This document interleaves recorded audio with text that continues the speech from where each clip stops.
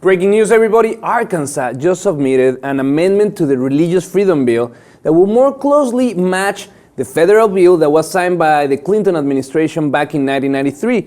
Facing obviously a backlash from the businesses and gay rights advocates, Arkansas Governor Asa Hutchinson did not sign the original Religious Freedom Bill and instead asked for this amendment. Hutchinson, a first-term Republican, said he wants his state to be known as a state that does not discriminate but understands tolerance. Nick, this is great news. We are seeing that finally Republican governors are getting up to date and saying, we are diverse, we are different than we used to be, and we need to address that in the laws that we sign.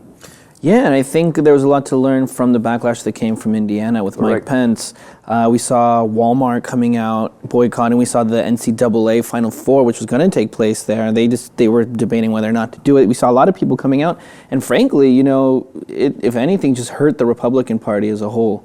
So I think this was a really strategic move, but also a really good thing, yeah, especially for human rights. Yes, Governor Hutchinson said a very specific quote, and he was talking about how the issue has become divisive in the nation, but not only on the nation, but also families are divided, especially his. His son, Seth Hutchinson, was one of the signees of this petition to stop HB 1228, and he directly asked his father, the governor, to please do not sign this bill. He listened, and he said that definitely this issue has divided families, and there is clearly a generational gap in this issue, which is important to see that Republicans are finally saying, okay, it's time for us to listen to younger generations, which is important for us to listen to the changing times. Yeah, and I really think it's important that he listened to his son. That's so funny. You mentioned generational gap, and that's so true. Mm-hmm. Usually when you look at who supports these kinds of things, it's going to be the richer, the Republican, old farts who are kind of really pushing for that kind of stuff. And yeah, generational gap.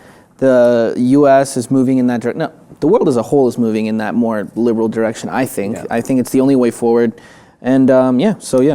But the thing is that the battle against these discriminatory laws, disguised by freedom laws, is not over. We have over 14 states that still have laws introduced in their state senates or houses where they are trying to pass these religious freedom bills that mostly are designed to condone discrimination towards certain groups, specifically the gay and lesbian community.